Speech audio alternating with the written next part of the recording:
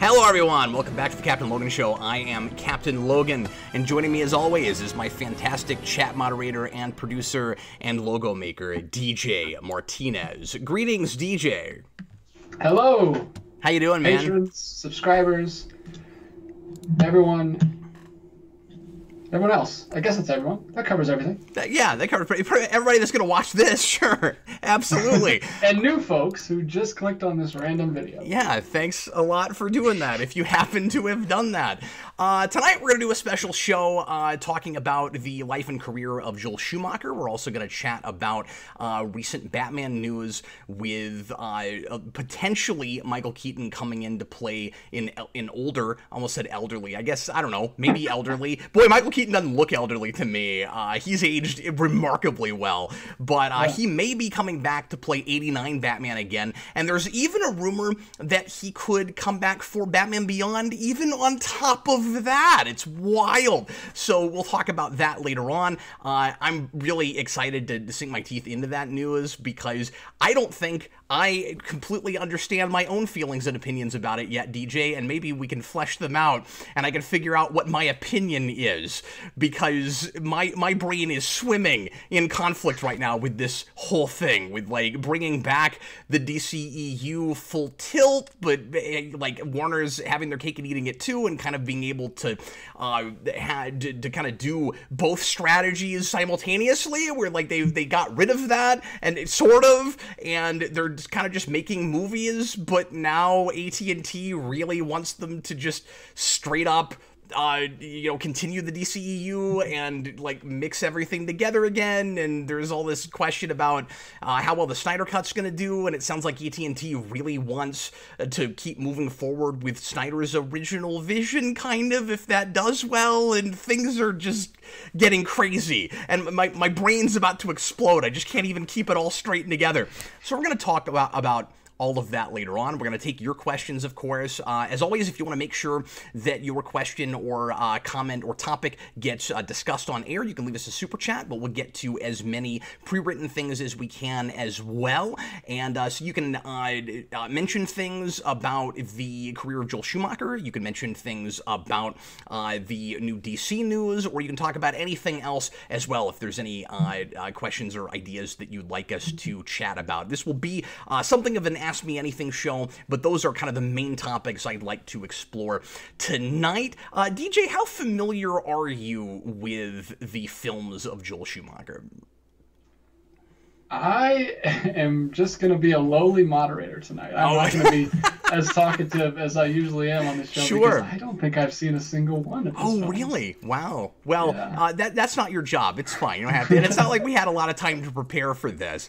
No. We actually had another plan for this evening and decided to go ahead and do a special Captain Logan show. We were going to do this last week too. We were supposed to do a commentary thing last week, and then we ended up changing that to, I can't even remember now why last minute we decided to do a Captain Logan show. No, I think it was just because you just really wanted to do a Captain Logan show. And that was the whole thing, is DJ was just like, I kind of feel like Q&A today. And I was like, that sounds good, we'll do that. Today, it's because things happened yesterday. A lot of things happened yesterday, and really surreal that Joel Schumacher, and nobody saw this coming, despite the man's age, that he was 80 years old. Joel Schumacher passes away the same day that we find out that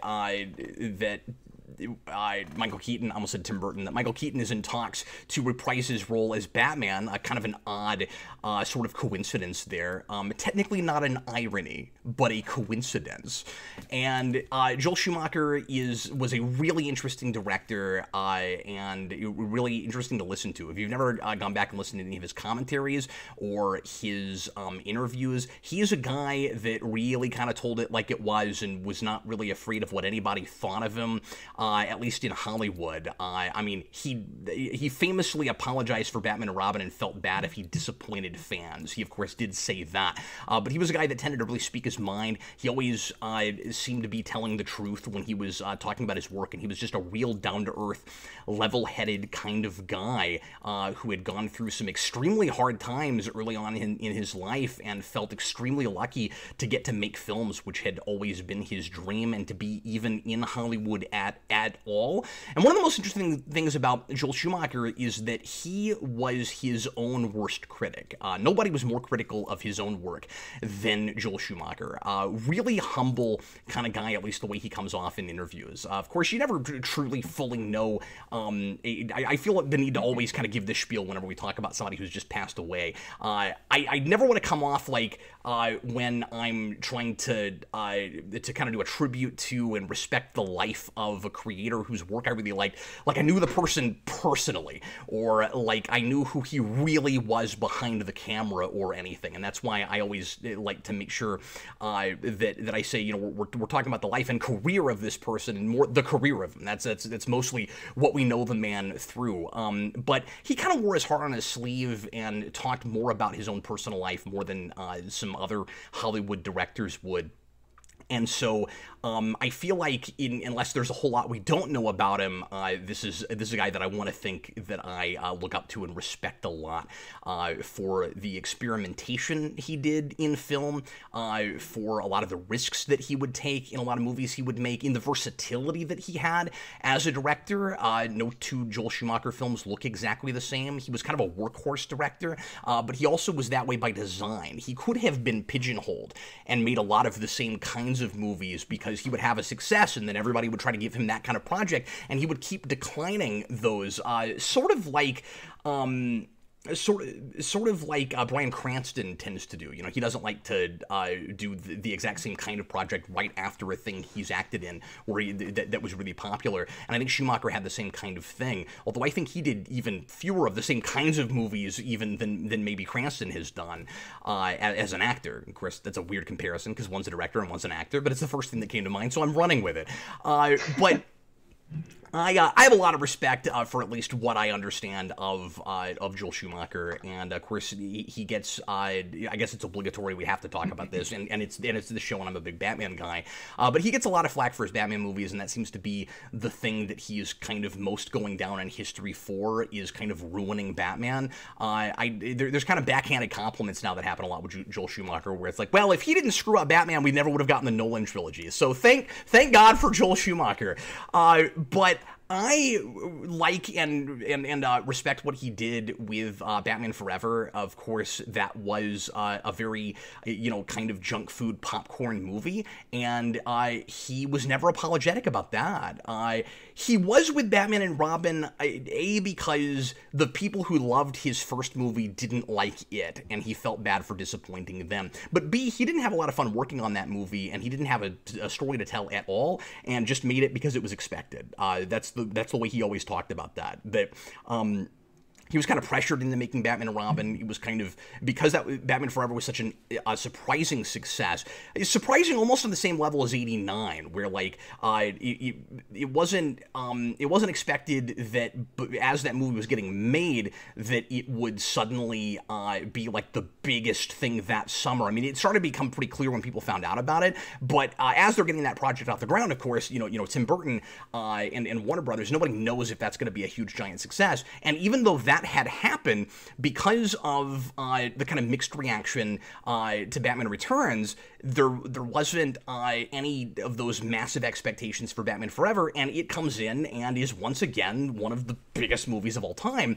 And so it was just kind of expected that he would come back and do that movie, and he wasn't really happy with it either. And so it makes sense that he kind of apologized for that. But with Batman Forever, it was he just wanted to make a fun live action comic book that didn't have to, like, he thinks the story is decent, and I think it is too, if you put back the 30 seconds that were cut out that were the thematic crux of the entire movie. But by and large, he sees that movie the same way I do. It's junk food, and it's okay to have to occasionally have junk food movies. And one of the things I really respect about Joel Schumacher is that he called movies a menu, that filmmaking should be a menu. There should be a lot of different kinds of movies for different kinds of people. And so as I'm always talking about with Rewind, it was kind of fun, preparing for this. I listened to some interviews with him, and he says the thing I've said for a long time too, which is you got to take movies on their own terms when you're criticizing them. And that a lot of people who don't like what he did with Batman Forever, it seemed like it was because it wasn't, exactly what they wanted, and they wanted a deep character study, and that's just not what he was making. And it's fair to want that from Batman, and that may not be your taste and what you want, but I think there's also a place for the kinds of movies he made, or the kind of movie he made with that movie, I should say. 25 years later, do we have too much of that kind of thing at the expense of deeper, smarter films? Absolutely we do. But I don't think that's Joel Schumacher's fault. So anyway, that's my spiel on Joel Schumacher, and we can go ahead and start jumping into questions. I should also mention that I wouldn't call myself the world's biggest Schumacher fan. I've not seen all of his movies. I've really only seen a handful. I think my favorite Schumacher film, apart from Batman Forever, which is A Horse of a Different Color, is probably Flatliners. And Lost Boys is great, but I've only seen it once, and it's not like my cup of tea or anything, but I get why people love that movie. It's really good. But I adore Flatliners. It's one of my favorite movies. So anyway, Blue Dragon 5 says he loved costume and production design for sure, and he starts as a costume designer. Yeah. That was where he got his start. He worked for $200 a week as a costume designer when he first got into the business, and then was given films later, and worried very early on in his career that he was no good at directing, and that maybe despite that being his dream, it wasn't the right thing for him, and he should get out of the business entirely. Like I said, he was super critical of himself, and it seems like listening to him in interviews, because I watched 3 today, and I watched one from right after Batman Forever, and another in the year 2000, and another one that just happened like 6 years ago. And through each of those 3 interviews, I felt like I kind of got the sense that he was prouder of his work and felt like he had really improved as a director, but still never made his best movie. I think Joel Schumacher may have gone to his grave thinking that there was still that great movie he had not yet made, and that's how you do good work. Like, I think some of the best creators have had that mentality. When somebody says, "What do you think is your best work?" Well, I don't want to answer that question because I hope I haven't done it yet. What is the point if my best work is behind me? So anyway, let's go ahead and start taking some questions, DJ. Yeah, well, the first one I saw was Blue Dragon 5. He says, Cap, given his very sincere remorse and perspective over Batman and Robin, do you think Schumacher had a real shot at redemption with Batman Triumphant? Absolutely, I do. As long as Warner's had more or less let him do what he wanted with that. And he even says that that's not entirely possible when there's that much money riding on a thing. That you're just not going to get, in art housey, really deep character study, especially back then, with when you have to make a thing that is so much more accessible. He says movies are gonna be more vanilla when there's that much money behind them. So if you give me a movie that only costs $7 million to make, like the movie he made right after Batman and Robin, where he first cast Colin Farrell. Phone Booth was not the first place he cast Colin Farrell. He made a movie in 2000, I'm forgetting the name of it, that was a Vietnam film. That was called Tigerland, which I want to go back and watch now because I had not heard of that, and it sounds fascinating. With almost entirely unknowns, and then that's where he discovered Colin Farrell. I forget where exactly I was going with this whole thing, but yeah. So he says, movies tend to have to be more vanilla if you throw that much money at them. I'd like to think that Warner's would have gotten really sobered by making such a toy commercial and making that movie so quickly. It wasn't just that it was like so commercial. I mean, obviously Batman was super commercial in the first place, but like that it was kind of spearheaded entirely by all the corporations that wanted a piece of the pie then. And it comes out only 2 years after the first one. Like, imagine, and he makes a movie in between them. He made his second John Grisham film in between them. Like, imagine how crazy that production must have been for Schumacher. So yeah, absolutely, I think that would have been a chance for redemption, but only, again, if he'd been allowed to tell more of a story, and he wouldn't have done the movie if there hadn't been a good script behind it at that point. That obviously was not the case with Batman and Robin, but because he says in an interview in 2000, like I was talking about, that he would have absolutely done another big studio Hollywood film if the script was good, because he's talking to Charlie Rose, and Rose assumes that he never wants to do that kind of a movie again, and he's like, no, I would. It's just got to be good. I can't make it for the reasons I made Batman and Robin, which is A, money, and B, I was too pressured into it.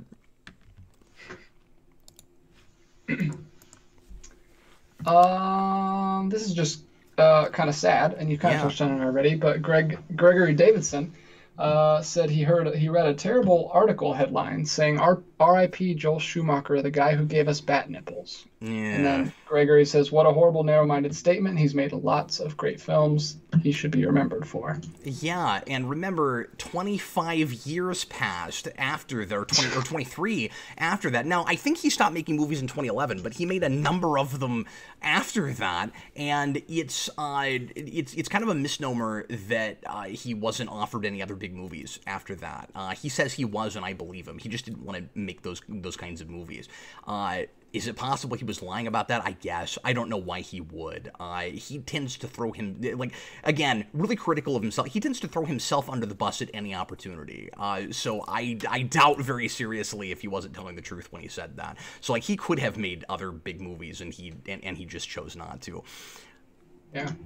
Anime 2020, kind of a more fun question, but related. Oh, I'm sorry. I also just wanted to comment on that title. That is so crass. It's not just narrow-minded. It's insanely disrespectful. Like why?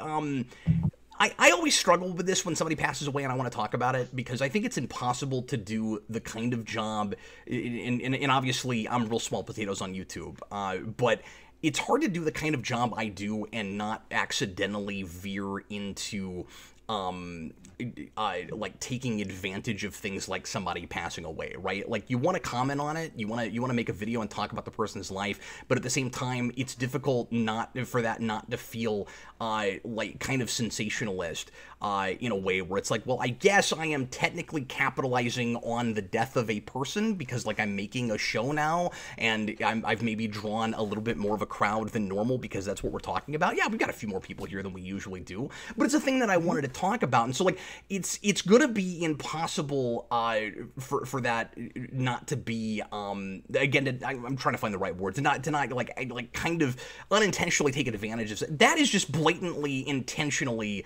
clickbait, and that's ridiculous. Yeah. Why? That's ridiculous. Boy, I hate that. That bothers me. Yeah, that's why I wanted to bring it up. It wasn't a question, but I just thought it was good. Yeah, no, thanks for mentioning it. Yeah. So Anime 2020 asks, do you think Batman and Robin is better written than Batman v Superman? I don't think Batman and Robin is written. BVS has, like, some attempts at dialogue exchanges. Batman and Robin it wasn't, but that might as well have been almost entirely improvised, because, as I said when I reviewed it all those years ago, it watches like kids playing with action figures, and so, like, it's not real dialogue.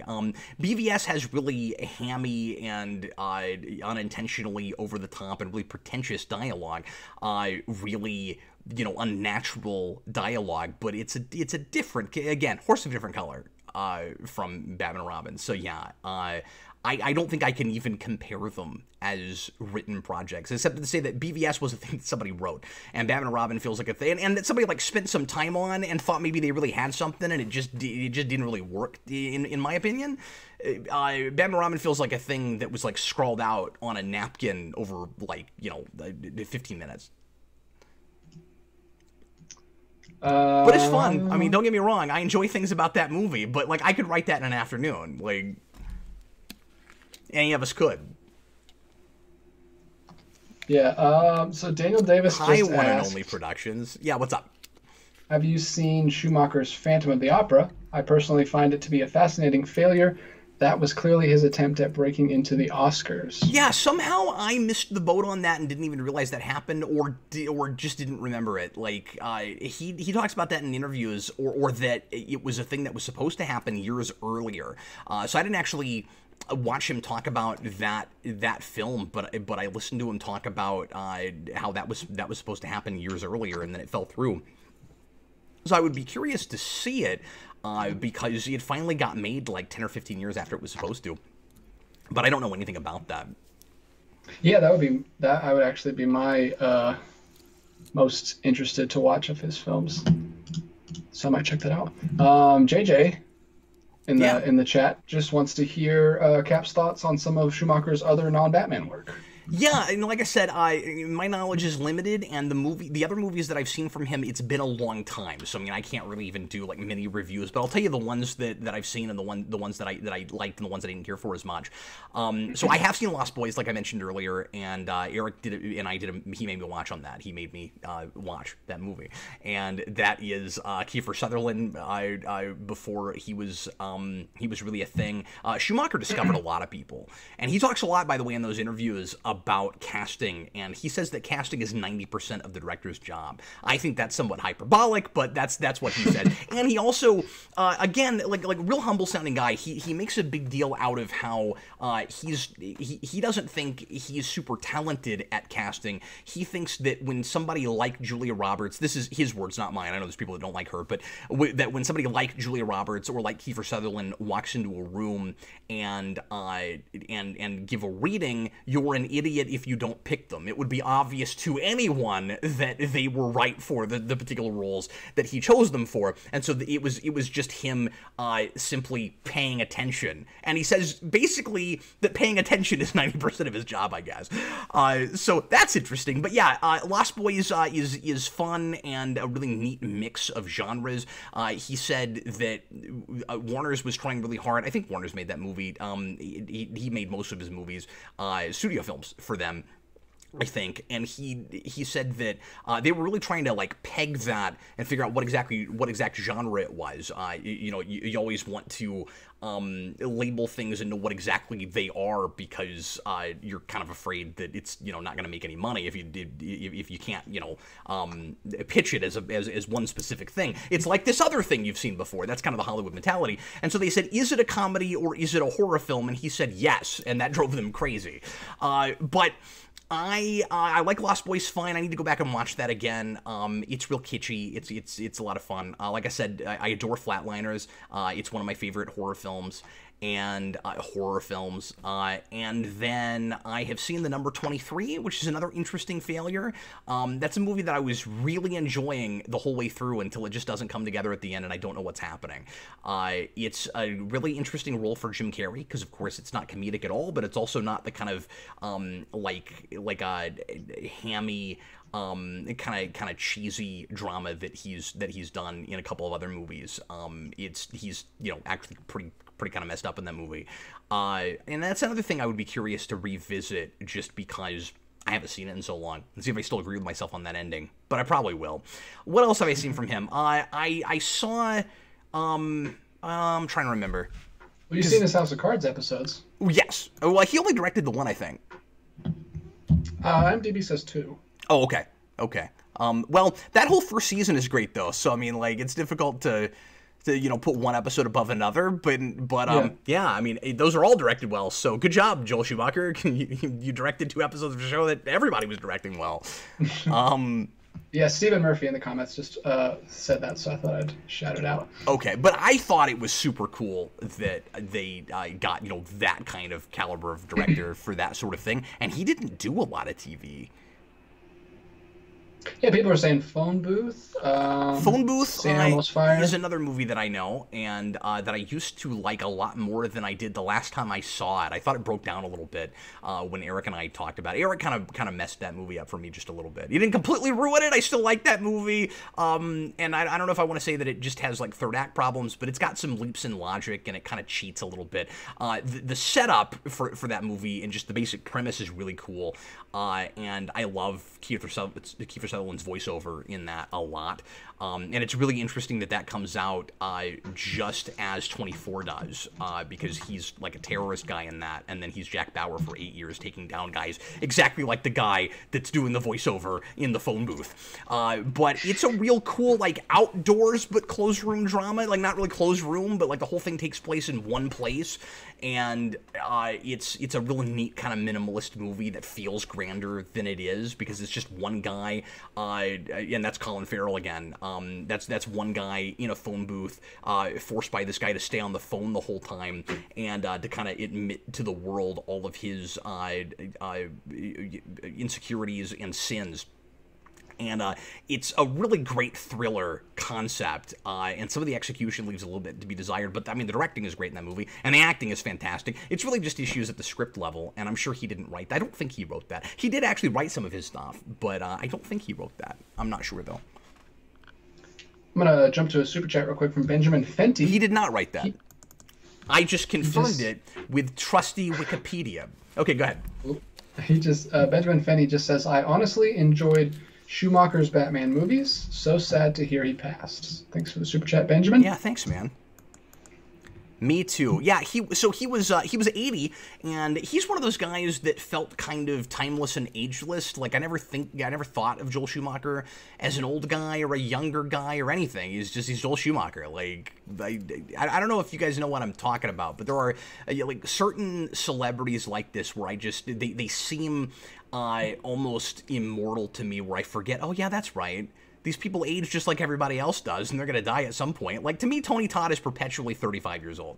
Like, he's getting up there now. He's 70, I think, but, like, or late 60s, early 70s. And it's hard to think of him that way. And Joel Schumacher, I kind of had that with, too.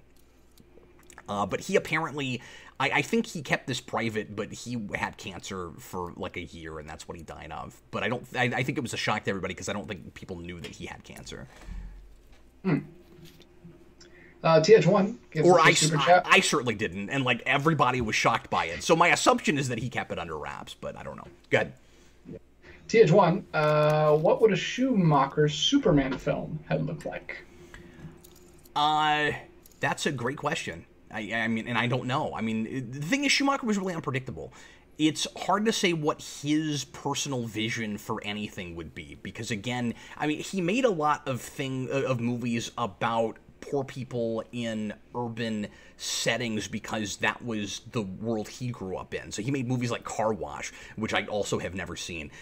Sometimes, especially early in his career, people would come to him to make movies about black people in urban environments, because even though he's not a black guy, he has those sensibilities. He grew up in that environment, and so he knew how to make that very authentic. And so it's hard to say. Like I think a Superman movie by Schumacher would have to be really grounded and would be about the human beings on the ground. Maybe it would even be a little bit like what JMS was trying to do with Grounded, something like that, where it's Superman just kind of walking around helping people and reminding people that he's a person too. Like that's kind of what I imagine, where he wouldn't be as above people as Superman is sometimes depicted. So maybe you'd get something similar to a Christopher Reeve Superman, but one that is spent more time on the ground with people, even in costume. That's my initial instinct. I don't know. It's hard to say how like cheesy comic book it would be. Like, would he go as far as he did with Batman, or would he do something that was a little bit more, sober and kind of introspective and kind of grounded? It's hard to say, because it's also hard to say what Hollywood, or what Warner Brothers would have allowed him to do with that, because famously he wanted to make something closer to Year One, like with Batman. A pure Schumacher Batman would have been something closer to Miller's Batman. And that's the great irony with how angry people were about his Batman movies, is that that's not what he would have made with them, all things being equal. If he had made the $7 million Batman movie, and I'm hoping that the Batman, that the Reeves movie that we're about to get is going to be something a little bit, that's the director's name, right? Matt Reeves, is going to be something maybe closer to what he would have given us if he'd been totally unfettered, and if he wasn't making a studio Batman movie. Because these days, sometimes we are able to take more risks and try things that are a little bit smaller.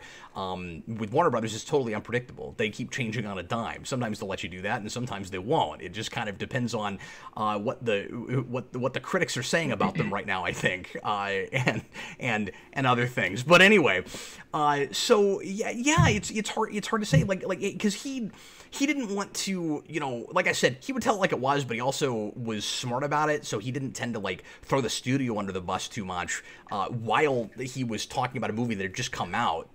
So he wouldn't straight up lie, but he wasn't going to be like, yeah, I wanted to make this thing, but Warner wouldn't let me make it, so I made their stupid thing and whatever. Like, he wasn't going to say that, of course. And I think that he was really proud of the work that he did with Batman Forever. I think under the confines of what he had, like, he claims in his interview in 95, that, with Charlie Rose again, that he didn't have a lot of restrictions. But we know that he wanted to make Year One and that they said no, so he at least had particular restrictions before he signed on to the project, right? Where, like it had to be of a certain flavor, I think. And so within that, he made, this kind of, grand adventure that's all neon, and that speaks to certain of his sensibilities. But that's if you give Joel Schumacher $85 million to make a movie. If you give him $7 million, you're going to get Frank Miller. And so if you give Schumacher $85 million to make a Superman movie, might it have been that kind of bombast again? I don't know. It's hard to say. And then the other part of his question from TH1 was favorite Batman and Robin and Forever quotes. You and DJ look like John Wick tonight. Your channel is awesome. Thanks. Yeah, DJ, you're rocking the black. You're looking good there. I know that's not usually your color, but thank you, sir. You look good in that, man. Yeah. You look much better. Oh, I don't agree with that. Thanks, man. All right, what else we got? Favorite Batman and Robin and Batman Forever quotes. Oh man, there's just so many. The best, one of my favorite Batman. I mean, I could do this all night, just like we did with Tim Burton's Batman last week. Yeah, but shout them out in the comments, guys. I'll read them out. Oh, I'll read some too. It'll be fun, especially throw out some Riddler quotes because I love doing Riddler almost as much as I love doing Joker. But like the jacket, it keeps me safe when I'm jogging at night. That's my favorite. As far as Batman and Robin quotes, I mean, everybody always goes to the ice puns. So nothing beyond ice puns is, like, immediately leaping at me. I always like to bring up is the stupidest exchange in that movie. Hi, Freeze. I'm Batman. Nobody else agrees with me that that's the stupidest line in that movie, but that is the stupidest line in that movie. They're doing a lot of ice puns. All the ice. It's boiling acid. That naturally. Oh no. That's great. That's great. That's my hearing aid. It's boiling acid. Oh, and also my shoes are melting. That guy is very memorable at the beginning of that movie. Or in your case, beer and pizza. Connor Nielsen just wrote bomb. Oh yes, bomb. No, that is my favorite line of Batman and Robin. Thank you very much. Yeah, Bane. Is eloquent. He's a master of speech in that movie. Bomb. And then he goes, and then sometimes he'll just repeat random words that Poison Ivy says out of context in sentences she just said. So she has this this whole thing she says to Bane when they're sitting in a taxi cab, and then he just goes, "Monkey work." It's hilarious. Oh, he does say other things. Hmm? Is that the only? He's like not much else, but the only other thing I remember is monkey work. Oh yes, Daniel. Yeah, was that over the top? I can never tell. I love all the Riddler stuff. 3 different people wrote "This is why Superman works alone" in a row. Oh wow, weird. Man, what are the odds? When I saw that, I assumed it was the same guy that just accidentally kept posting it, but no. I'll help you. Ugh. Yeah, remember that? Remember I'll help you grab your rocks? Mm-hmm. No, because I haven't seen that movie. Oh, well, yeah, that happens. Anyway, let's go ahead and start doing some other questions, shall we? I might read a few more quotes as we go along. Let me do this last one related to Batman and Robin. This super chat from Edward Bedor. Yeah. Edward Bedor. I don't recognize you. Welcome. Hi there. How you doing? Thanks for being here. Such a Yeah, he says such a wasted opportunity in Batman and Robin. No, he okay, and then he goes into a quote. No, he just froze up on me. Pun from Mr. Freeze. It would have been perfect. Oh, he's suggesting a pun. Sorry, it's a little hard Oh, to read that. okay. Sure, yeah. Missed Well, an like I said, I opportunity. think that script was written in I'm about sure. 45 seconds, so Yeah, I'm sure they were kicking themselves right after they released the movie with all the puns they thought of that they left out. yeah, I mean, because they already had 115, but they're like, God, we thought of 235 more ice puns. We could have put all of those in there. They could have released a longer uncut version like they always do for comedies, with all the ice puns stuffed in just They were probably also like, ADR. God, think of all the other like paraphernalia, like normal mundane humdrum daily life paraphernalia we could have done besides the Bat credit card. We could have had like a Bat phone book, and we could have Bat had blender. yeah, and we could have had a Bat checkbook. And like, how do we not do that? I gotta balance the bat book. The Bat That would book. have been great. All right, what else you got, sir? All right, John Ty, gives Yeah. us a super chat. He says, "Why is it so easy for fans to forget creators are human too?" Yeah, because like traditionally by and large, and this has changed of course to some degree, but is still there, and there's pros and cons to everything. You know, if I was a Hollywood director, I don't know how in the public limelight I would want to be in either. You know, you have some people who are totally cool with being, you know, on the level of celebrity, like a lot of actors have to be because they're actually in front of the camera. People know what they look like. So they get curious about their personal lives, and so you have to decide as an actor, you know, how much you're going to play into that.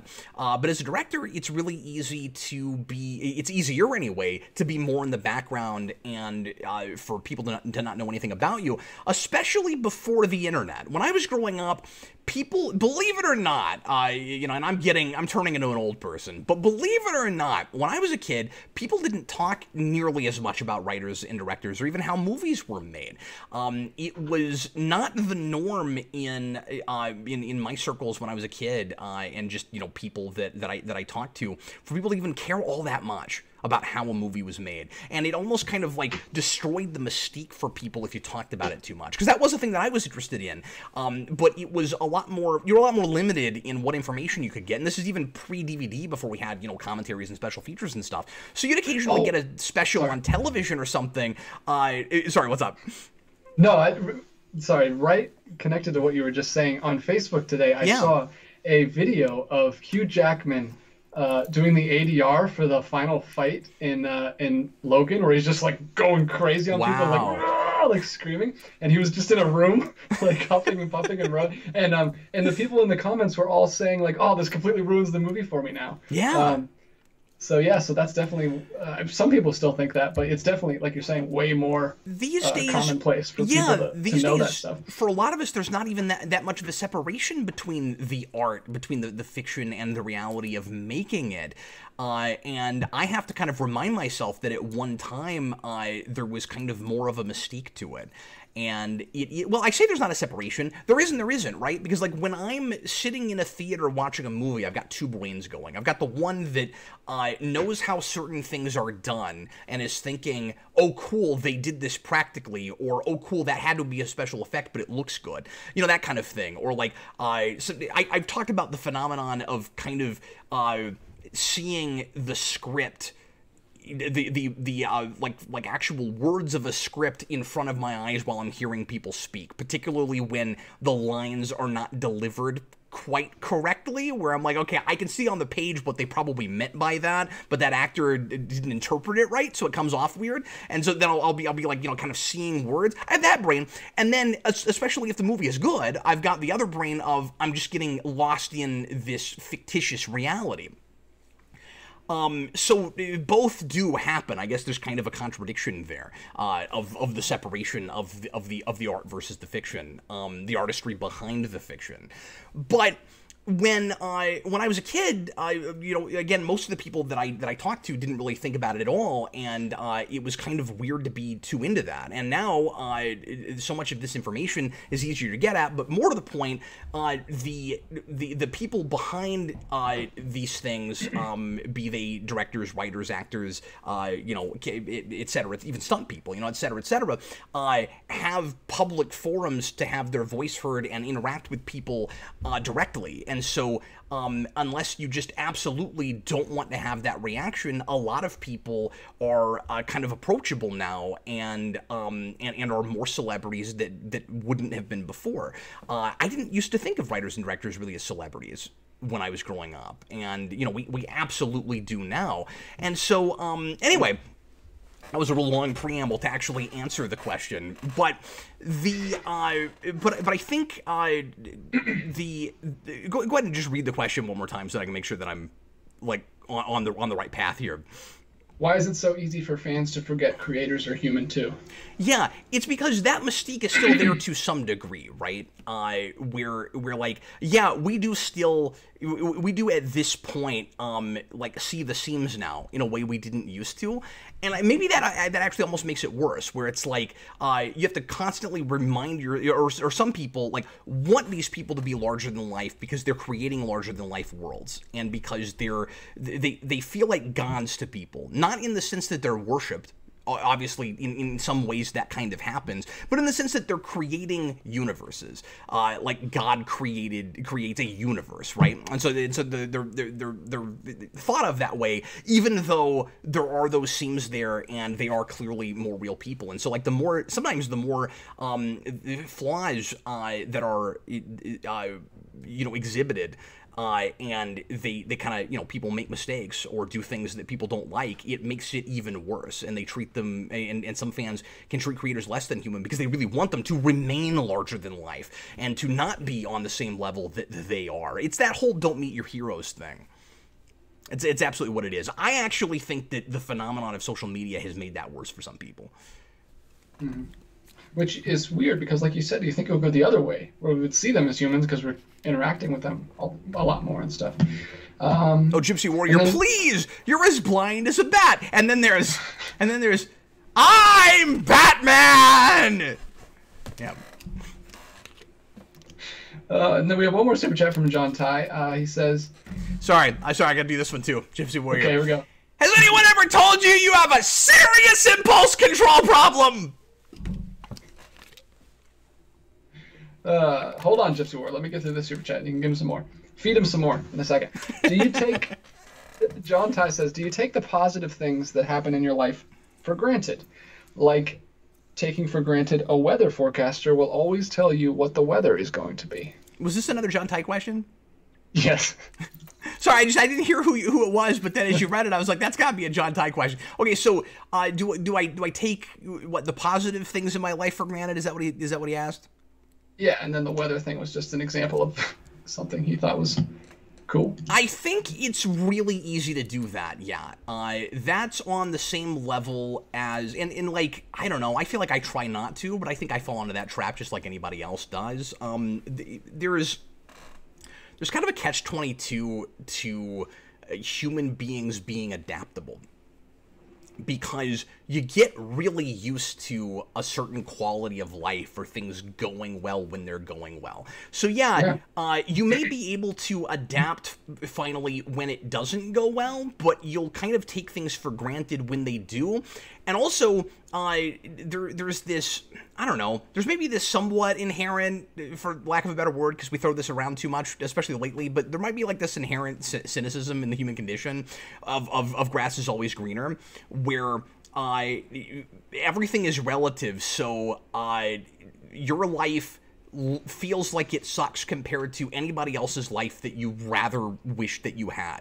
So if you can compare where you are now to where you were 10 or 20 years ago, if objectively you're in a better place than you were back then, that might help you to keep a good sense of perspective. If you can't do that, you're going to look at other people, the whole kind of biblical, like, don't covet your neighbor's things, right? That whole thing. Like, it's really easy to look at what other people have and go, man, I wish that was my life. And we're also goal-oriented, and I think that our society kind of encourages us to be that way. And I know that I was raised that way, you have goals, aspire to be better than you are, and that means, on a personal, emotional level, and in being a responsible person, but certainly also in improving your life in more superficial ways, and getting a bigger and better house, getting a better car, raising a family. That's not superficial, but you know what I mean. In just all the kind of physical sorts of improvements of your life, and so you might get used to those things that you accumulate that I never could have imagined you would have gotten. And then when you have them for a while, it's like, yeah, that's normal now. It's part of my life.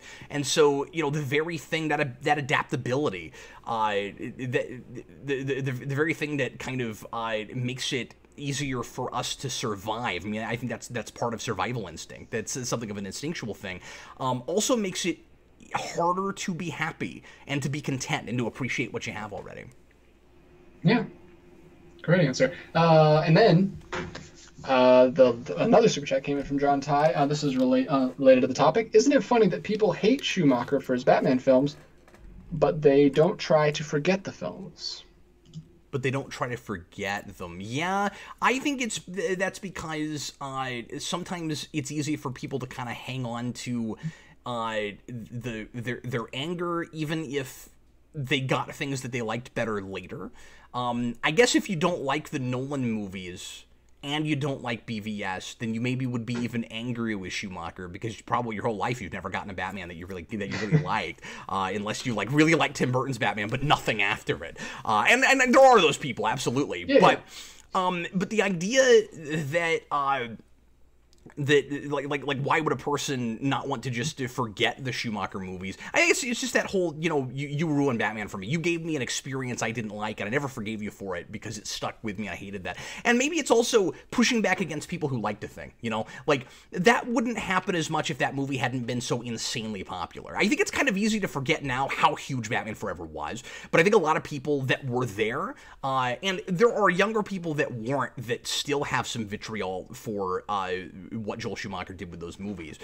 But especially people, who were there at the time, I think probably remember how huge that movie was. And if they didn't like it, and if they didn't like that the kind of schlockiness of that movie, and that it was that junk food movie, like I'm saying, they felt like, it was an opportunity to finally get something closer to what they wanted, or maybe they were happy with what Burton was doing and they wanted more of that. There certainly is some of that as well.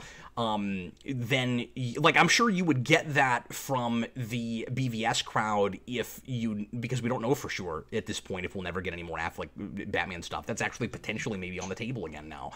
Maybe. I'm hearing stuff about that. It's possible down there. Anything is possible, right? Anything. But forgetting that, if the Matt Reeves thing happened and you never got, any BVS stuff again, people who might otherwise appreciate that movie might really dislike it because they liked the Affleck stuff and they're upset that they're not getting any more of that. And I think that happens some with the Burton movies into Schumacher. I know that there are, and I don't understand this because I don't care for Batman Returns, but I know there are people who swear by that movie. And I would imagine that the majority of people, I may be wrong about this, I'm not trying to pigeonhole anybody, but I think that the majority of people, just from my own personal experience, who really, really like Batman Returns are not the biggest fans of Forever. And so for some people, that anger stays because they didn't get any more of the thing that they had already.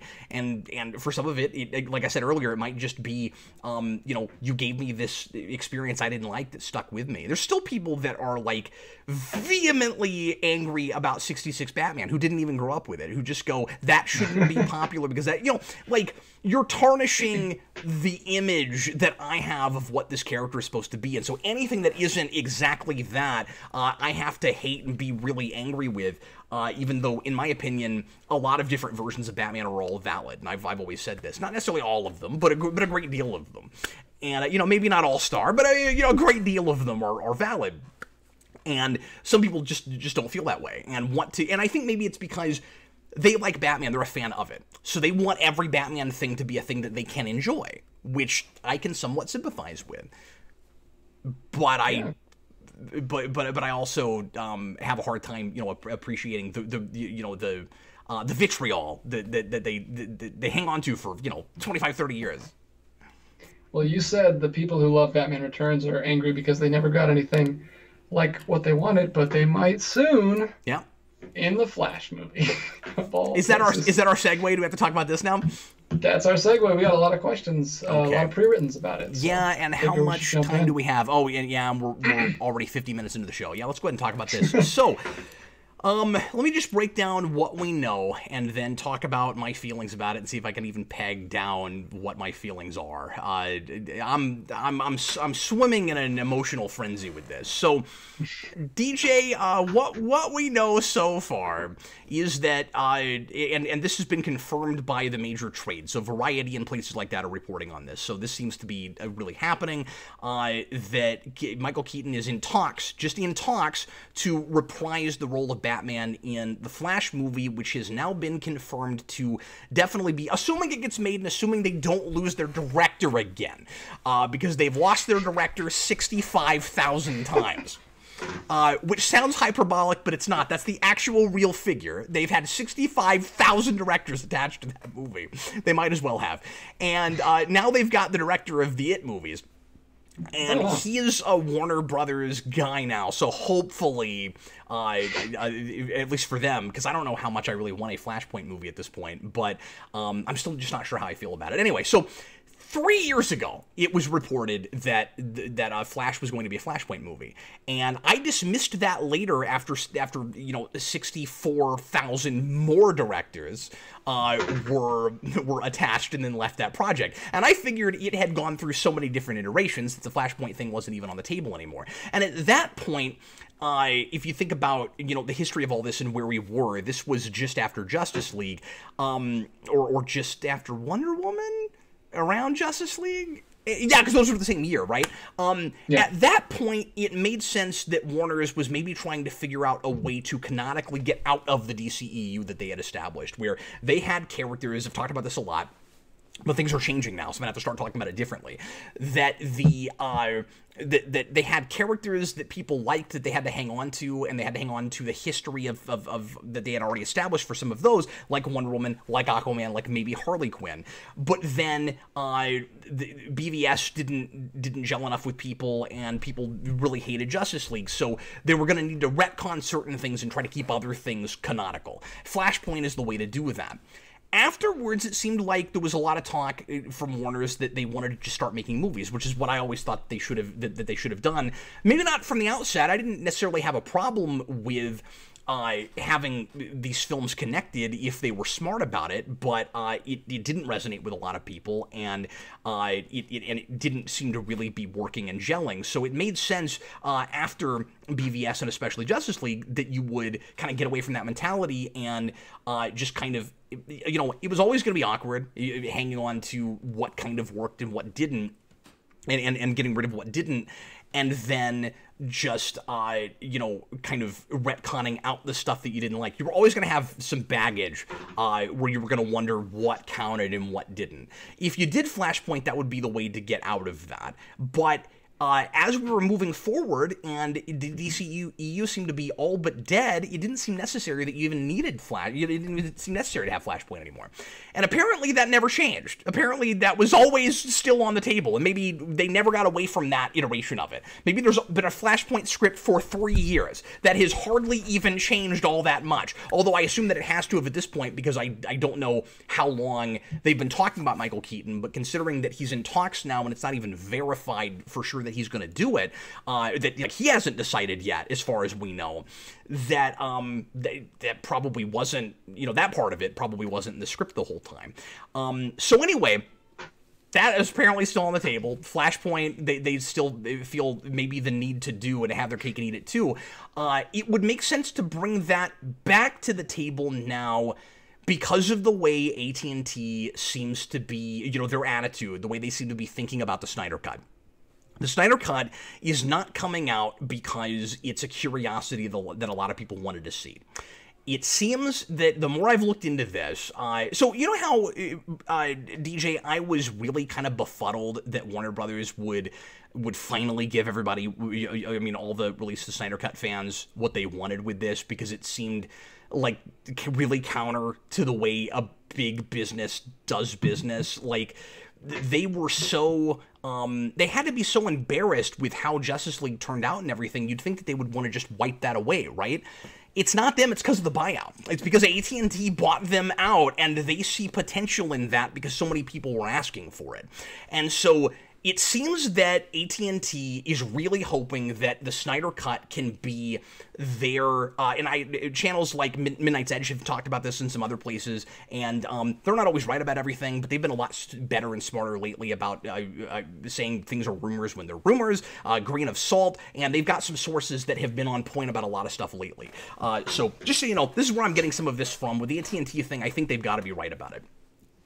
Could be wrong, but I think they're right about this with AT&T. It really tracks.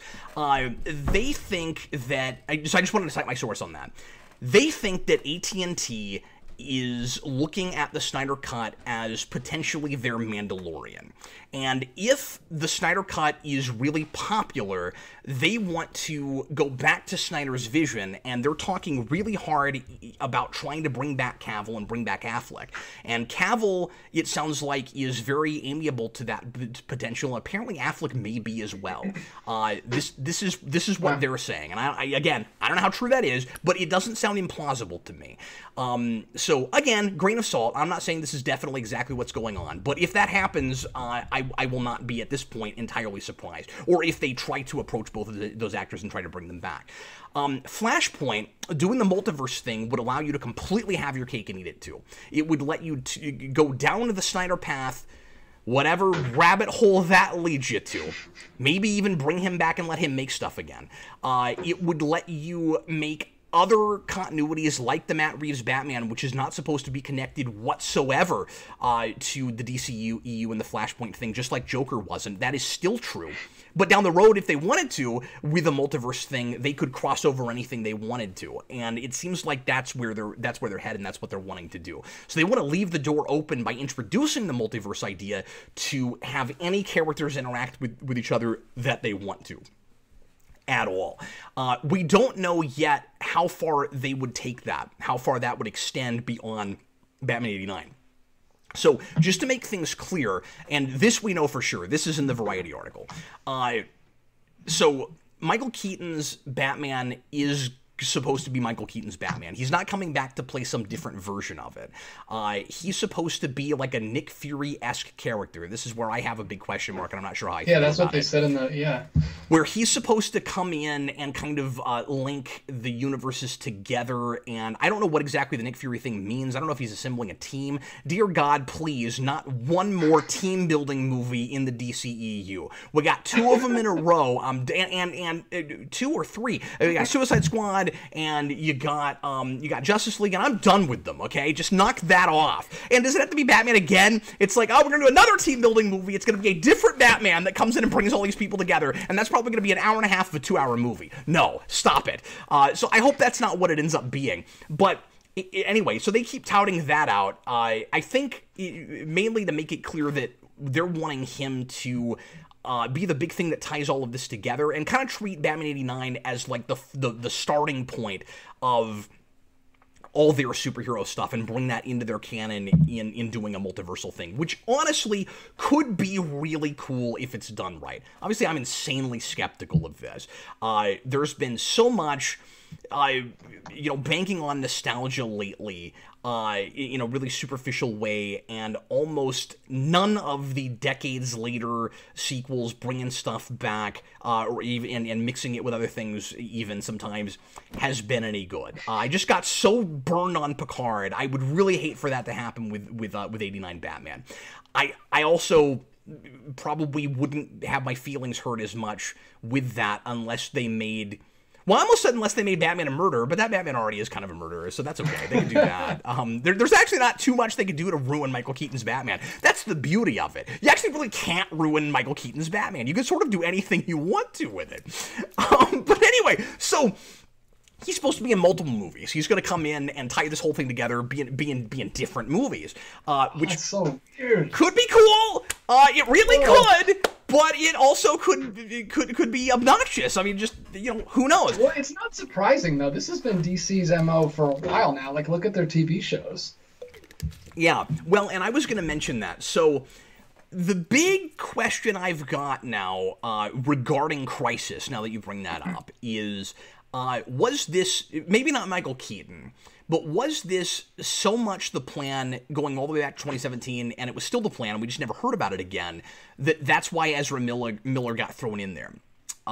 Because he shows up in that, and that would be, they're tying the CW multiverse into what they're doing, and the whole thing would be one multiverse then. Which, as much as I don't like the CW shows, if we have to do the multiverse thing, yeah, let's just have one. It would be really nice if all of it counted as canonical through a multiverse. And because there are a bunch of different worlds, you do get to have your cake and eat it too. It's really easy to not have, like, massive, horrible continuity mistakes and inconsistencies when all these things happen in different places. Now, that probably will still happen, DJ, because when you got to the end of Crisis, you had really weird worlds that were built because of things they didn't have access to and rights to and stuff that I'm sure the movies would not have done, but...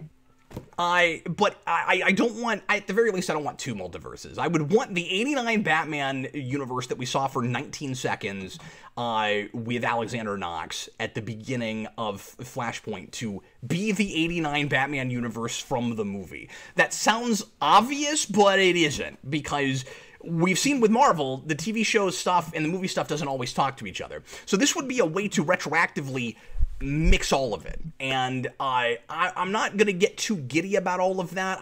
Even I am getting tired of multiverse in comics and on screen, but it is a way to be able to move forward and make things less confusing, and if the projects are good, then I would be very happy with that choice, as long as we don't spend too much time on the multiverse concept. As long as, apart from Flashpoint, which would have to, I'm sure, mostly be about the different universes converging, we could use that as a device to then go to different places and tell different stories.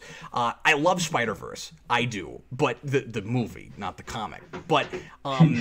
I mean, I don't dislike that comic as much as some other people, but the movie is wonderful. So Into the Spider-Verse is great. But what I wanted from that was then going to each of those separate universes and telling a cool story about the singular Spider-Man. Even some team-ups would have been fine, but I didn't need Into the Spider-Verse 2, which is what we're getting. And I hope that doesn't preclude getting some other, singular offshoot movies, some spin-offs, but I don't want that to be what we do with DC, where we introduce the multiverse and we just, like the CW shows, we just can't get away from it. I got really sick of multiverse stuff in those shows.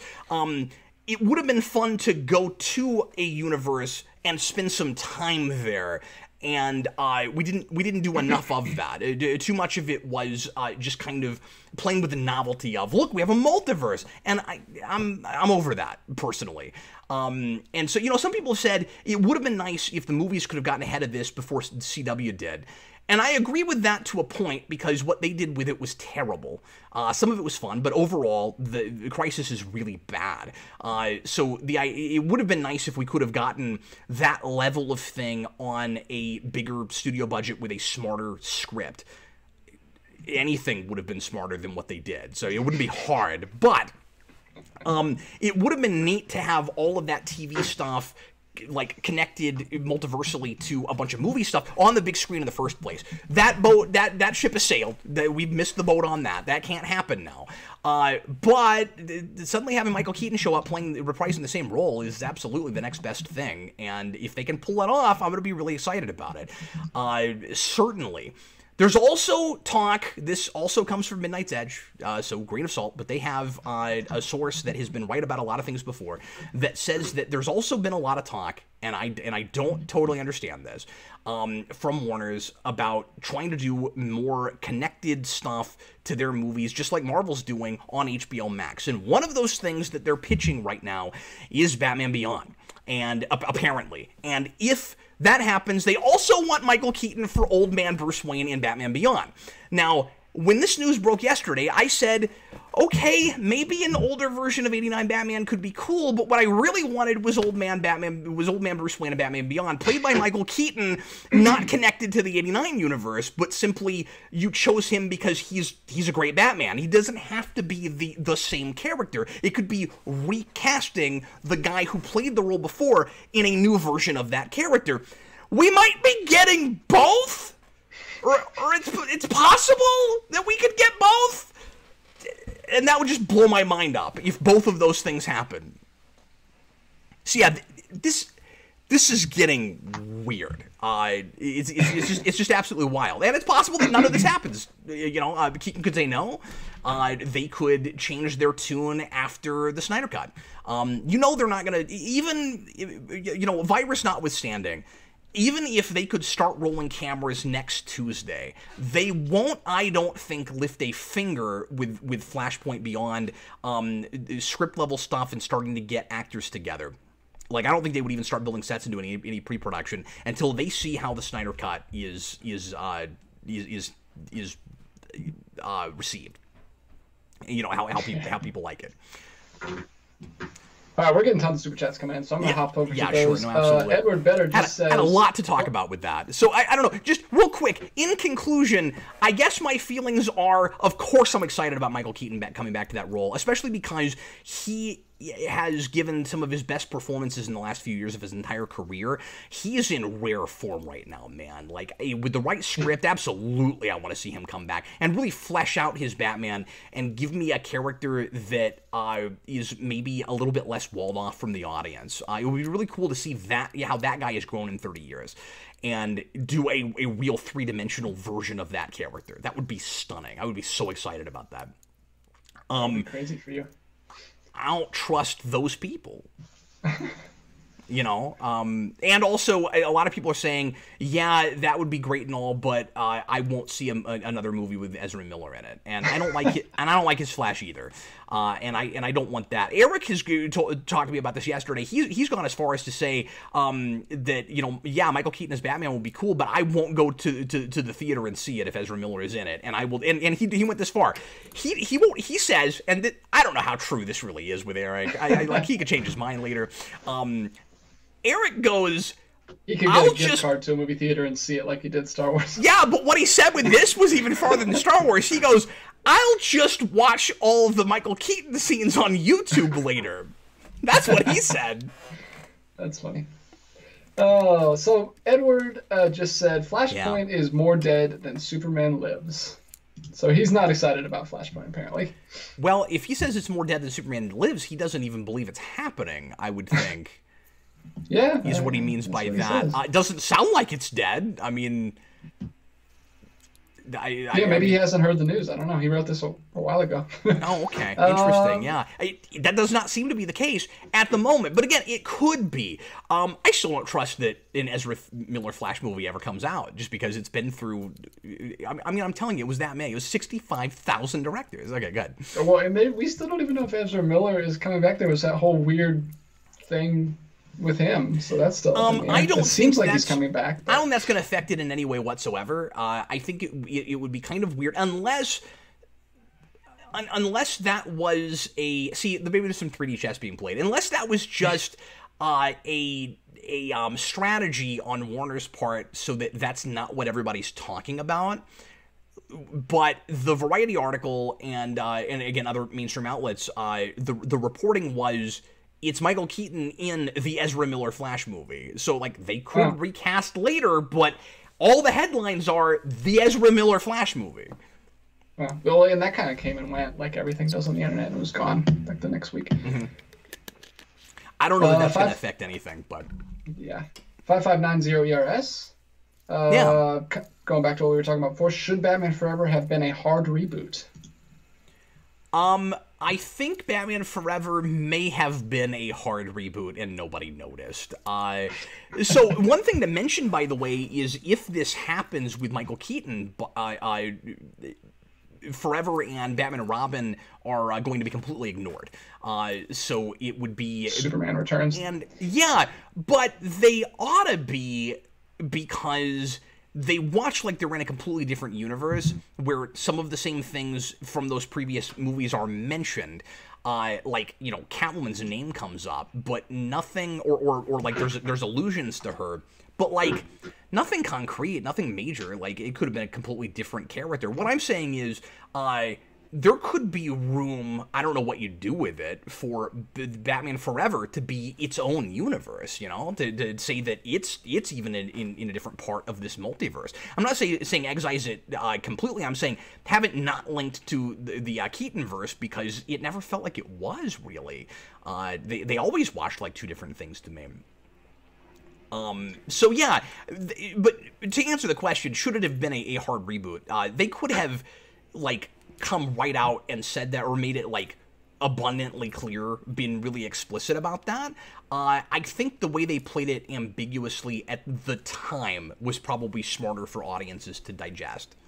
You know, it's really easy with our sensibilities now where we're talking about like a film multiverse. Nobody would have, a lot of people wouldn't have even accepted that in the 90s, wouldn't have even understood it. Like, we've come a long way in bringing a lot of comic book storytelling and tropes and these kind of, you know, big wild ideas to movie fans that have never read comics, that, you know, can kind of accept these things now. I think if you had said, look, Batman Forever's a reboot, you know, that's with today's lingo. That's with today's sensibilities. At the time, that could have been a mistake. That could have been kind of shooting yourself in the foot. So they kind of did both. It's officially still in that canon, but they had the license to go their own way completely.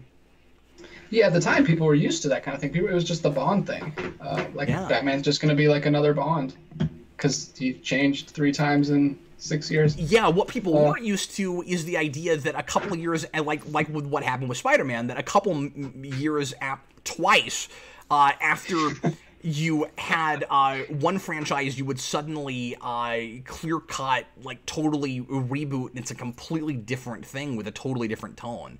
That and like, again, Batman Forever kind of watches that way, but if you don't say that, you're right, it's like the Bond thing.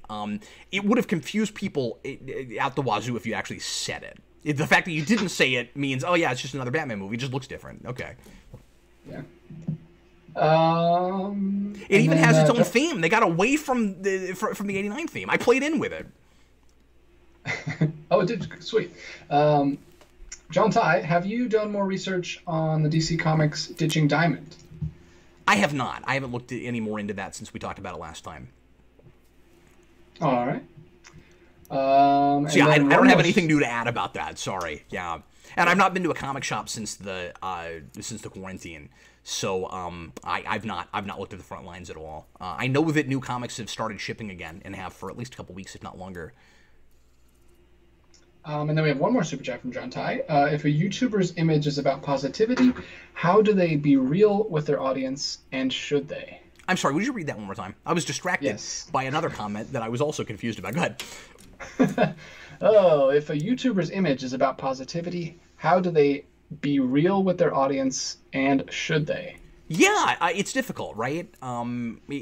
It's a balancing act like anything else, and this is a thing that I guess I struggle with a little bit, and I'm sure a lot of people do, where, you know, you want to be real, but you also don't want to be so personal that you get, like, real, you know, TMI, and that you're, like, so unstrategic that you shoot yourself in the foot by just talking too much about, you know, your personal life and issues that you've had with commenters and things like that. I think you just, for me, there's a common sense thing with it where, you know, I want to be overall positive about things, but I also want to be as down to earth as I possibly can be at the same time.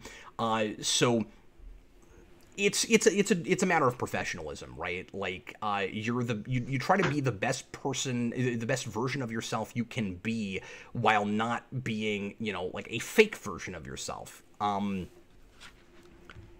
the way, everybody let me know if DJ has sounded weird tonight, because I actually left both of those tracks on accident, DJ. Oh no. I just realized. So you might have sounded like Zordon this entire time. I don't. Oh. I don't That's know. terrible. I apologize for my and for an hour and 10 minutes, if that was the case, yeah. Sabotaging me.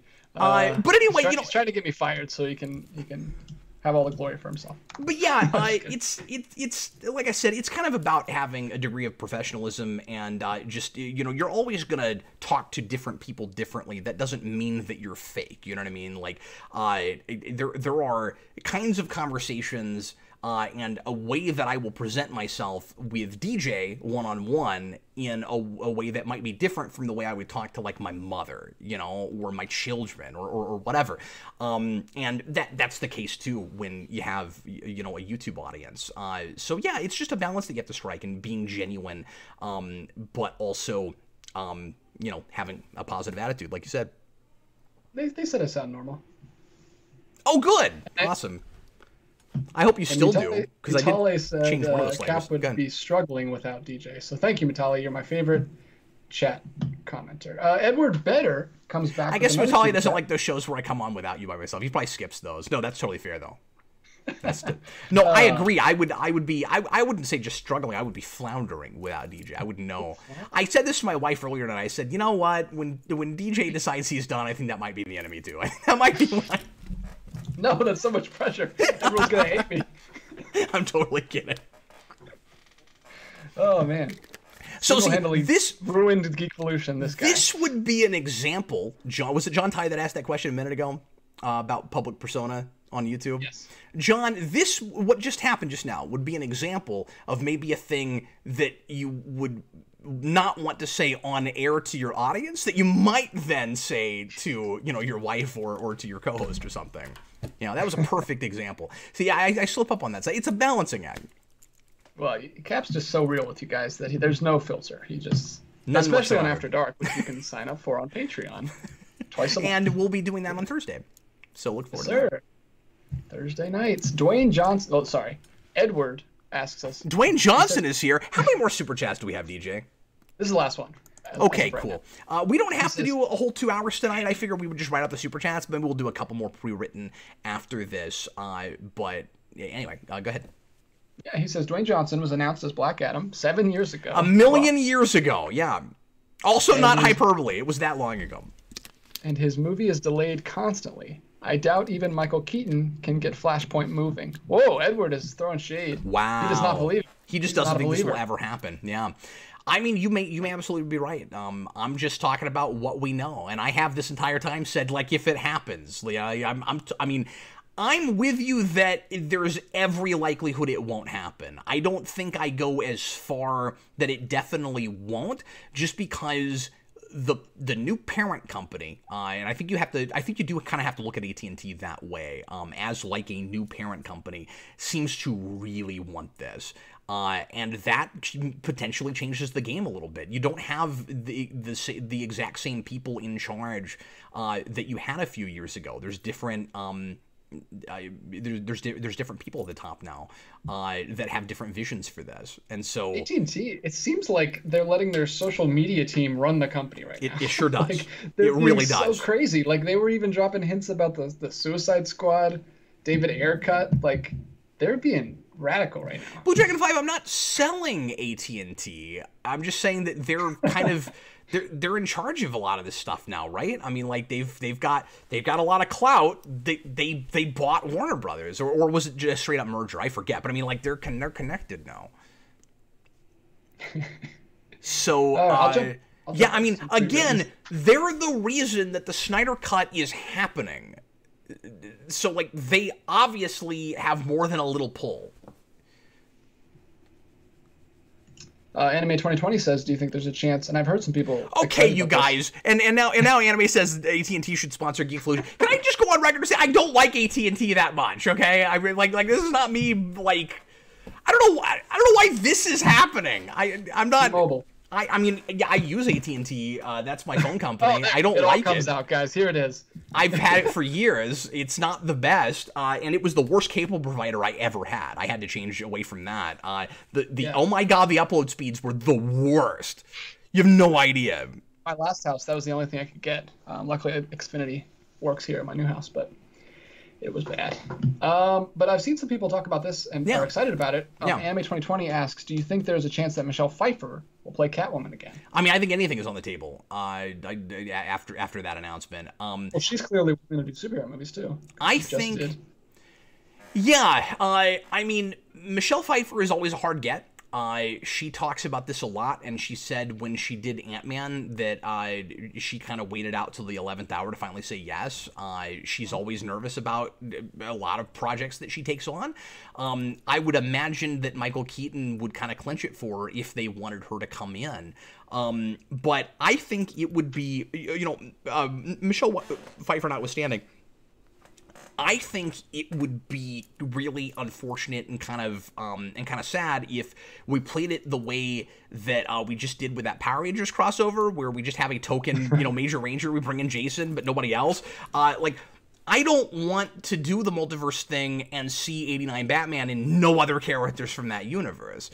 Now, a lot of folks aren't with us anymore or aren't, acting as much. And so, I don't know. I mean, could you do, an elderly Harvey Dent with Billy D. Williams? Sure, if you wanted to come in and do it. There's a lot of things you could do if they, would Jack come out of retirement? I don't know what kind of health he's in. Okay, I know the Joker's supposed to be dead, but it's really easy to bring back the Joker and things. Whatever. I'm just saying, and obviously the guy who played Knox just did it for CW. I'm sure he'd come back. It would be so weird, and I will call this kind of an irony. It would be so weird if Knox came back once again and had anything like a substantial role. I can't believe we're having this conversation in a new DC movie or a Batman movie after doing it for CW, because that character dies in the original script for Batman '89. He wasn't supposed to make it, and 30-something years later, he's playing the character again. He's the Ian Malcolm of the DC universe. That's great. Yeah, exactly. Oh, John Ty just popped in the super chat. So he's curious about the AT&T merger. Why does AT&T focus on the movies for DC and not the comics? Because that's where the money is. Warner's was also focusing on the movies and not the comics. I mean, yeah, of course. The comic side in both companies has, to some degree, at various points, turned more into an advertising arm for the movies. Now that has been a bigger problem with Marvel overall than it has at DC, but there has been some of that there, some too.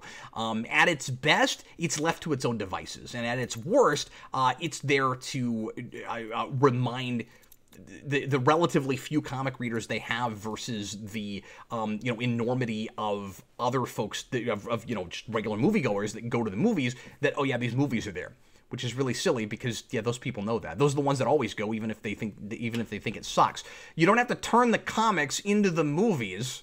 Again, this is more of a Marvel problem, to get comic fanboys to go see movies. They complain about them constantly, but they see every single one of them.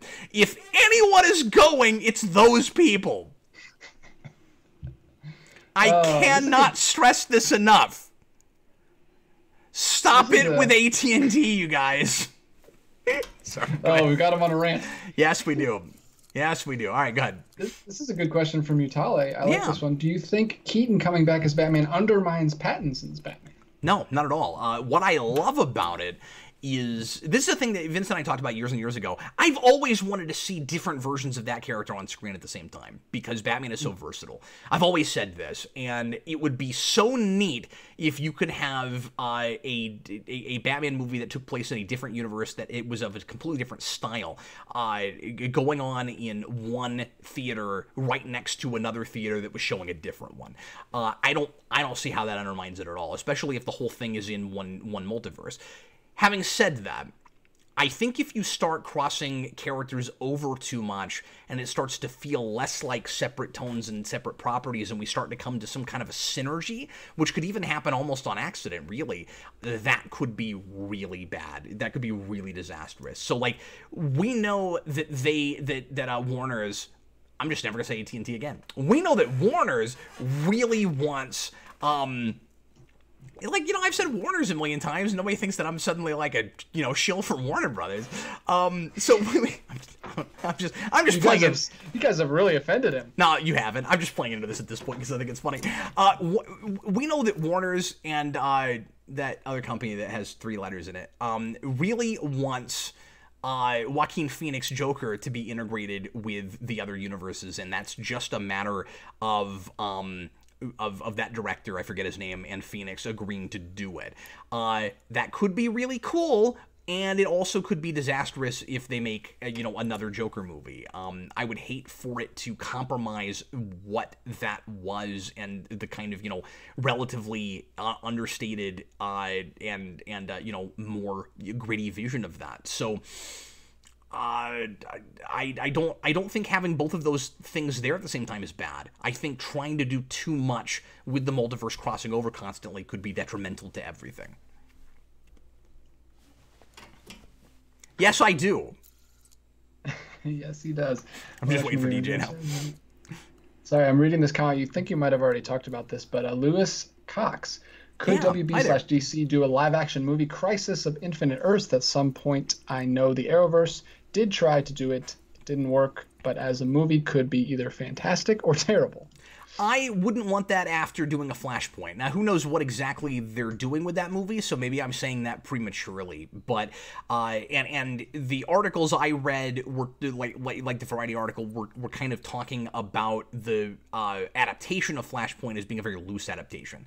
So, you know, Flashpoint is basically another Crisis under a different name. And it's a different thing in that the multiverse is transformed into one universe that is reminiscent of all of them but its own thing, which is different from Crisis on Infinite Earths, which starts out as a whole bunch of different universes all falling apart, and that eventually culminates into one world. But Flashpoint starts that way.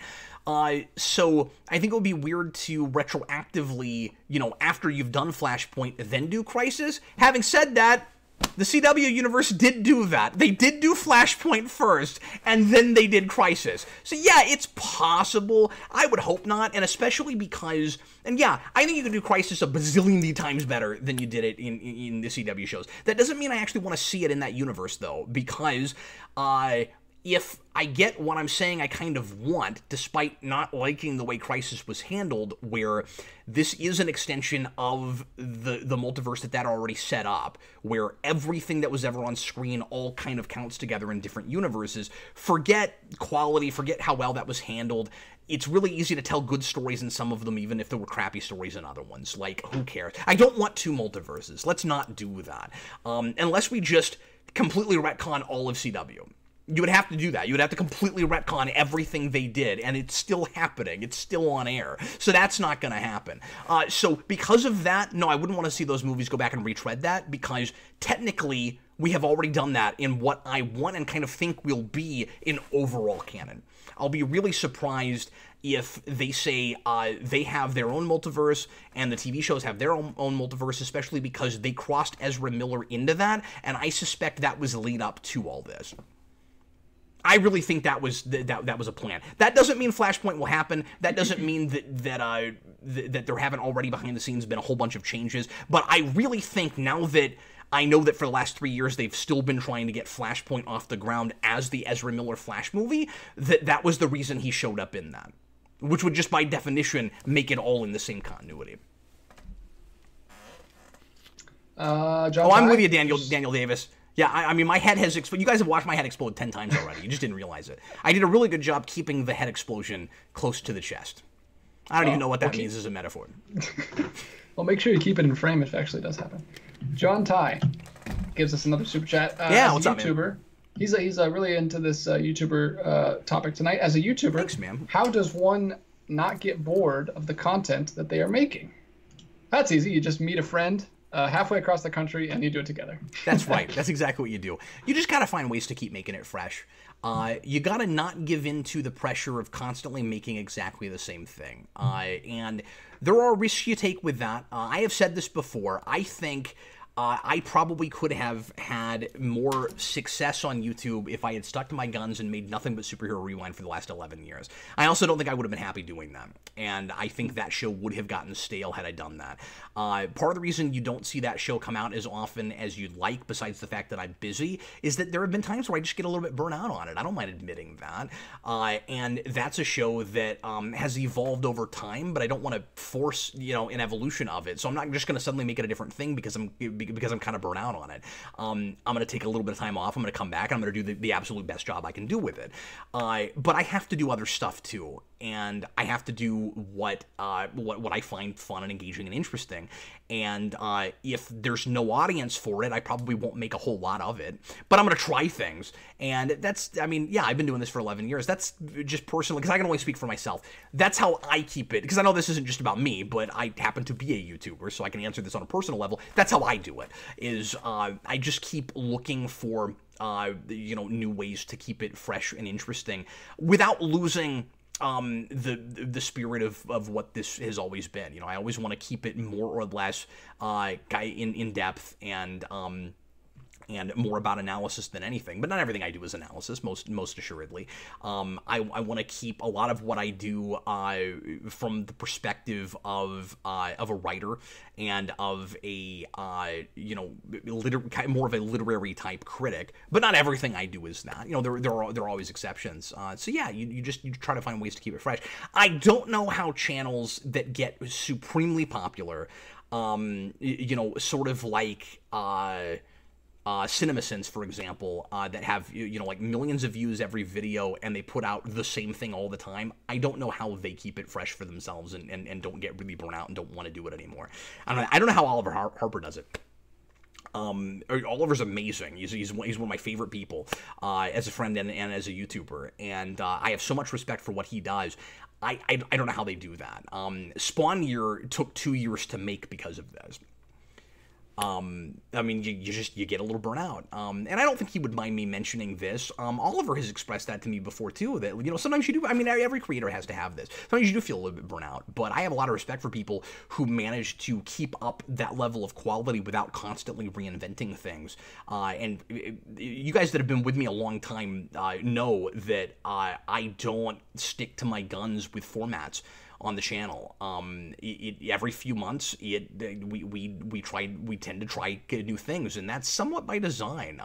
That's not me being bipolar and not being able to figure out what I want. That's how I keep doing this. That's why you get 2 to 5 to 64,000 videos from me a week. Well, I think that's a great way to end it. I don't have any more questions. Unless you guys have anything else, any other burning questions you want Cap to answer tonight, let me know. Oliver Harper is what in the world? I don't know what that means. I'm not sure what he's getting at with that. I wasn't going to bring that up, but sorry, I didn't see what it was until I looked closer. I thought I couldn't even tell what that emoji was. Yeah, that may be somebody who just doesn't care for Oliver. I'm not sure what that's about, but I don't really want to get into that because I don't know what's going on with that. But anyway, so yeah, thanks everybody for watching. Did you have any more like really good pre-written that maybe we should get to? No, we got through all the pre-written. Did we really? Well, that's unusual for us. That's fantastic. Someone asked if you've seen the trailer for the animated movie Superman Man of Tomorrow. No, I didn't know the full trailer was out yet. But I didn't want to throw a trailer reaction into this video. Maybe we'll save that for Thursday. There's a part of me that wants to do it, though. It wouldn't take too long. We also might get copyright flagged and get me demonetized. Yeah, let's not do it right now. Man, I'm so tempted. I wish I could do more trailer reactions without getting demonetized, but that animation video, it was a problem. I got lucky that we didn't lose more than one trailer out of it, and that it worked out overnight, because I got inundated with messages from people who were like, "It's gone! There's no video!" Well, you could do it like we do the commentaries and just not have the sound. Well, that's true. I actually have the power to do that. We could. Okay, everybody bring up that trailer. We're going to do it real quick. So it is what? Superman Man of Tomorrow. I've been really curious about this animation style. It is a 1:40 trailer. It came out 10 hours ago.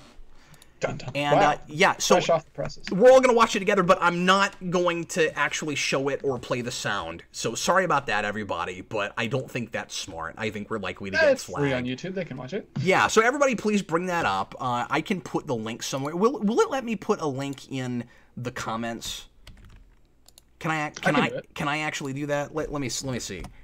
Oh, yes, it actually posted. Okay, so I put a link in the comments there, everybody. So go ahead and click on that if you want to watch this with us. Get it to timestamp 0 and get ready to press play when I say now. Hold on, I have an ad. I have an ad that I can't skip. Oh, okay. I pay for YouTube Premium so that I don't have that problem. I had it for like a couple months to watch Cobra Kai, and it was so nice. Yeah.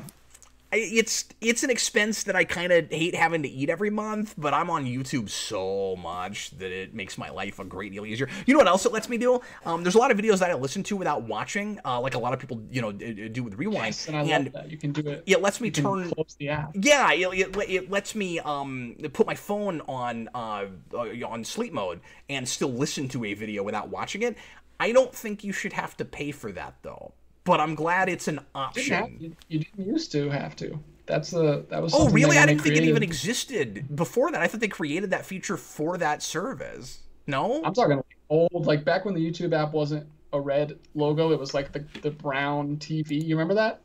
I'm talking like 2012, 13. Back when I used to watch your videos, I would just close my phone and listen to Rewind while I was doing my college work. Beck Studios. Important question. Who framed Roger Rabbit? Well, I mean, watch that movie and you'll find out. I don't want to give it away. Spoilers. I still haven't seen it. Yeah, no, I don't want to give that away. But there is an answer to that question. There is. Okay, is everybody ready to watch this trailer? Oh, I am at timestamp 0. Cool. Here we go. Everybody, please press play right now. The following preview has been approved to accompany this feature by the Motion Picture Association. Something about nudity. I guess there's some animated nudity. Oh no.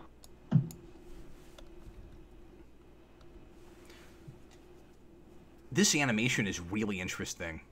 Yeah, it's cool. I like the thick black lines. I was just about to mention that. Oh yeah, so this is very inspired by what's that series called? It's not coming to me. Everybody knows what I'm talking about. Well, there's Lobo. He's in that book. Oh, and he's got that suit. Oh wow. They're adapting crazy. Way more from that than can somebody please throw that in the comments? I just can't remember the name of it. I can't think of it. It's Max Landis. American Alien, thank you. Can I remember that? Because he said Alien. But yeah, I reviewed that a while back. Man, this is a very distinct style. You guys, this looks spectacular. Is this the first? Is this this is the first thing from what I'm assuming is a new team. We know they're rebooting, and it's not supposed to be a new continuity as far as we know. They're just gonna be making different movies. That's cool. You guys, this animation style is really cool. I love his voice. Well, I'm stoked for that. I'm completely unadulteratedly stoked for that movie. That looks amazing. I can't wait. Man, you and Eric are gonna have to keep going. Oh boy, yeah, we were going to anyway, but now it looks like I might actually have a thing that I like. There's reason to be excited about this. And if this ends up sucking, then I won't be as stoked for the next thing. But at least it looks like it's a new team. And boy, the way they cut that trailer was really good too. That was fun. I'm glad we did that. That was cool. I'm excited about that. That looks really cool. Well, anyway, guys, we're going to go ahead and call it quits tonight, I think. Thanks so much for watching. I hope you had a good time. I really enjoyed talking about Joel Schumacher. It's really sad that he's passed. And thank you guys for popping in and asking some interesting, fun, insightful questions about that and making some comments. And also helping me navigate the treacherous, bizarre waters of the DCEU and a company with 3 initials that shall no longer ever be named on this channel. So We will be back with you again on Thursday night for another rousing edition of Captain Logan Show. I don't know what we're going to talk about next time, but maybe something insane will develop in the next 2 days. That's up to you guys. Yeah, and otherwise it's up to you guys. We'll do a regular Ask Me Anything show. If nothing else crazy comes up, probably we've been doing a lot of theme shows lately, so we'll probably just do a regular show. And then we play everything by ear here. It tends to come out better that way. And then we'll have a Captain Logan After Dark after that, so look forward to that. I've got a request coming out tomorrow, so look forward to that. And in the meantime, thanks so much for watching, everybody. I was Captain Logan, and that was DJ of the Martinez's. See you later, guys. Later, folks.